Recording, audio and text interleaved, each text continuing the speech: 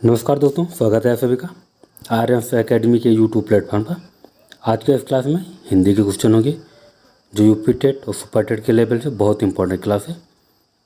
चलिए इस क्लास को स्टार्ट करते हैं। जो नए लोग आए हो चैनल को सभी लोग सब्सक्राइब करिएगा। देखते हैं क्वेश्चन को। शुद्ध शब्द को स्त्रीवाचक बनाने के लिए किस प्रत्यय का उपयोग होगा? शुद्ध शब्द को स्त्रीवाचक बनाने के लिए किस प्रत्यय का उपयोग होगा? ई होगा, ई होगा, इक होगा, आ होगा।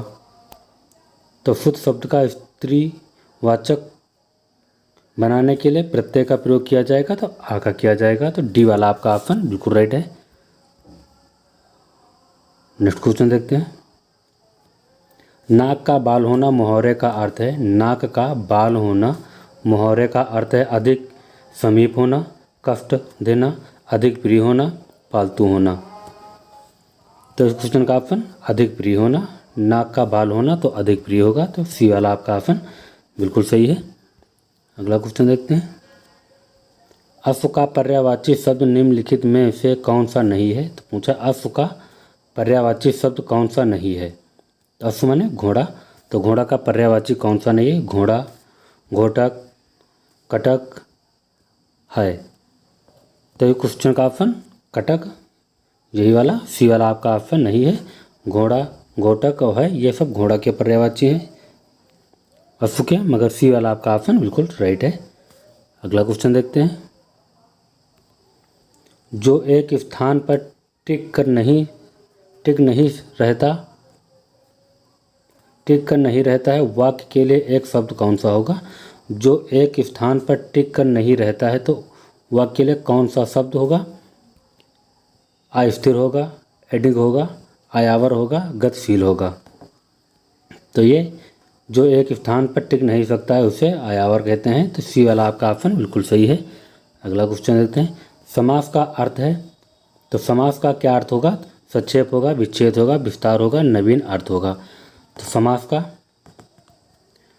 अर्थ क्या होगा? तो संक्षेप होगा। तो ए वाला ऑप्शन आपका बिल्कुल राइट है। नेक्स्ट क्वेश्चन देखते हैं।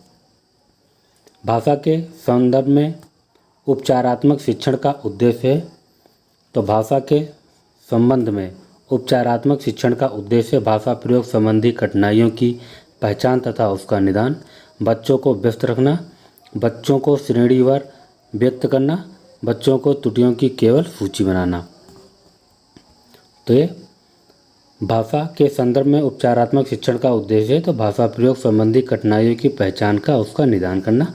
तो ए वाला आपका ऑप्शन बिल्कुल सही है। नेक्स्ट क्वेश्चन देखते हैं। प्रमुख भाषाई कौशल के अंतर्गत इनमें से कौन एक नहीं आता है? तो प्रमुख भाषाई कौशल के अंतर्गत इसमें कौन सा नहीं आता है? सुनना, बोलना, हंसना, लिखना। तो इसमें कौन सा नहीं आता? तो हंसना नहीं आता है। तो आपका ऑप्शन सी वाला बिल्कुल सही होगा। अगला क्वेश्चन देखते हैं। हिंदी दिवस मनाया जाता है, तो हिंदी दिवस कब मनाया जाता है? तो हिंदी दिवस 14 सितंबर को मनाया जाता है। तो ये फर्स्ट वाला आपका ऑप्शन, ए वाला ऑप्शन आपका बिल्कुल सही है। काव्य शिक्षण का उद्देश्य है भाषा में प्रयुक्त होने वाली विराम चिन्हों का परिचित कराना, व्याकरणिक नियमों की जानकारी देना, संगीत कला में निपुण होना,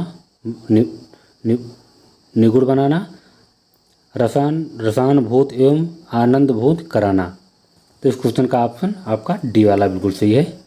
रसानुभूत एवं आनंदभूत कराना काव्य शिक्षण का उद्देश्य है। तो डी वाला आपका ऑप्शन बिल्कुल सही है। अगला क्वेश्चन देखते हैं। निम्न में किस वाक्य में विशेषण का प्रयोग हुआ है? राम जाता है, सीता फल खाती है, मेरी गाय काली है, जल्दी उठना, स्वस्थ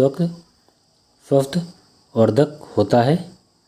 तो इस क्वेश्चन का ऑप्शन आपका सी वाला बिल्कुल सही है। मेरी गाय काली है किस वाक्य में विशेषण का प्रयोग हुआ है? तो मेरी गाय काली है, ये सी वाले ऑप्शन में आपका प्रयोग हुआ है। अगला क्वेश्चन देखते हैं। नाटक शिक्षण में कक्षा विनय प्रणाली के प्रयोग से शिक्षक एक बच्चों का समय व्यस्त होता है। पदानुक्रम बच्चों द्वारा अभिनय से सीखने की प्रक्रिया से तेजी आती है। बच्चों पर विपरीत प्रभाव पड़ता है, उपयुक्त में से कोई नहीं। तो नाटक शिक्षण में कक्षा विनय प्रणाली के प्रयोग से पदानुक्रम बच्चों द्वारा अभिनय में सीखने की प्रक्रिया को तेजी लाती है। तो सी बी वाला आपका ऑप्शन बिल्कुल सही है। अगला नेक्स्ट क्वेश्चन देखते हैं। जिन शब्द में अधिकरण कारण का प्रयोग हुआ है, वाहना रूट कहते हैं, सत्ताधीश कहते हैं, गंगा जल कहते हैं, रेखा चित्र कहते हैं। तो अधिकरण कारक का प्रयोग किसमें हुआ है?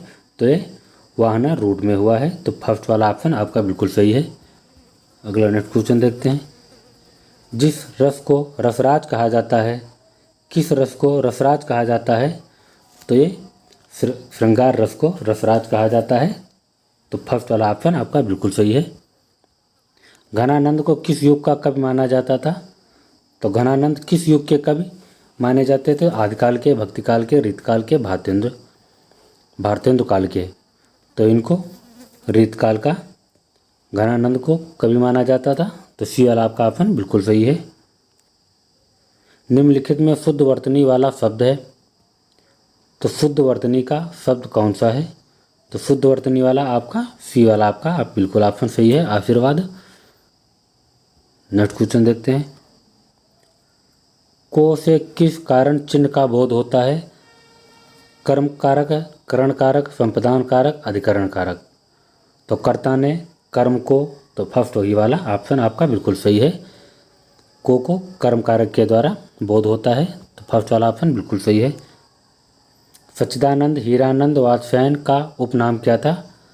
तो इनका उपनाम क्या था? तो इनका सी वाला आपका ऑप्शन सच्चिदानंद हीरानंद वाजपेयी अज्ञेय था।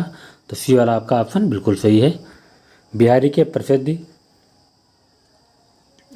हैं। बिहारी किसके लिए प्रसिद्ध हैं? कविता के लिए, सवैया के लिए, पद के लिए, दोहा के लिए। तो बिहारी दोहा के लिए प्रसिद्ध हैं। तो डी वाला आपका ऑप्शन बिल्कुल सही है। पूर्व जन्म शब्द का सही संधि विच्छेद है। तो पूर्व जन्म का संधि विच्छेद सही शब्द क्या है? तो पुनः प्लस जन्म। तो फर्स्ट वाला ऑप्शन बिल्कुल सही है। अगला क्वेश्चन देखते हैं। शोक किस रस का स्थायी भाव होता है? शांत का, करुण का, हास्य का, वीर का। तो शोक किसका रस होता है? तो करुण रस का होता है। तो बी वाला आपका ऑप्शन बिल्कुल सही है। सूरदास ने किस भाषा में सूरसागर की रचना की थी? तो सूरदास जी ने सूरसागर की किस भाषा में रचना की थी? अवधी में, ब्रज में, खड़ी बोली में, राजस्थानी में। तो ये सूरदास ने ब्रज भाषा में सूरसागर की रचना की थी। तो बी वाला आपका ऑप्शन बिल्कुल सही है। अगला क्वेश्चन देखते हैं। दोहा में कितनी मात्राएं होती हैं? 24, 26, 28, 30। तो दोहा में कितनी मात्राएं होती हैं? तो 24 होती हैं। तो फर्स्ट वाला आपका ऑप्शन बिल्कुल सही है। नेक्स्ट क्वेश्चन देखते हैं। जो अच्छे कुल में उत्पन्न हुआ हो उस शब्द समूह के लिए एक शब्द है कुलीन, समृद्ध, धनी, कृपण। तो जो अच्छे कुल में उत्पन्न हुआ हो उसके शब्द के लिए क्या होता है? तो कुलीन होता है। तो फर्स्ट वाला ऑप्शन आपका बिल्कुल सही है। पापी में कौन सा विशेषण है? संख्यावाचक, सर्वनामिक, गुणवाचक, परिणामवाचक। तो पापी में कौन सा वाचक है? तो ये गुणवाचक है। तो सी वाला आपका ऑप्शन सही है। पापी में विशेषण कौन है? तो गुणवाचक है। नेक्स्ट क्वेश्चन देखते हैं।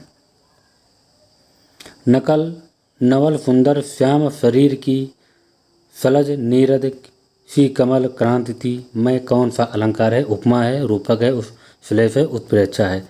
नवल सुंदर श्याम शरीर की, सजल नीरद सी कल क्रांति थी, में कौन सा अलंकार है? तो इसमें कौन सा अलंकार है? तो उपमा अलंकार है। श्याम शरीर कल क्रांति, तो कौन सा उपमा अलंकार होगा? तो फर्स्ट वाला आपका ऑप्शन बिल्कुल सही है। बीजक किसकी रचना है? सूर की है, तुलसीदास की है, कबीर की है, जायसी की है। तो बीजक किसकी है? तो कबीरदास जी की है। तो सी वाला आपका ऑप्शन बिल्कुल सही है। तो मैं वीडियो को समाप्त करता हूँ। अगले नेक्स्ट वीडियो में मिलेंगे। चैनल को सभी लोग सब्सक्राइब करिएगा, वीडियो को लाइक करिएगा, शेयर करिएगा। तो अगले नेक्स्ट वीडियो में मिलेंगे। नमस्कार।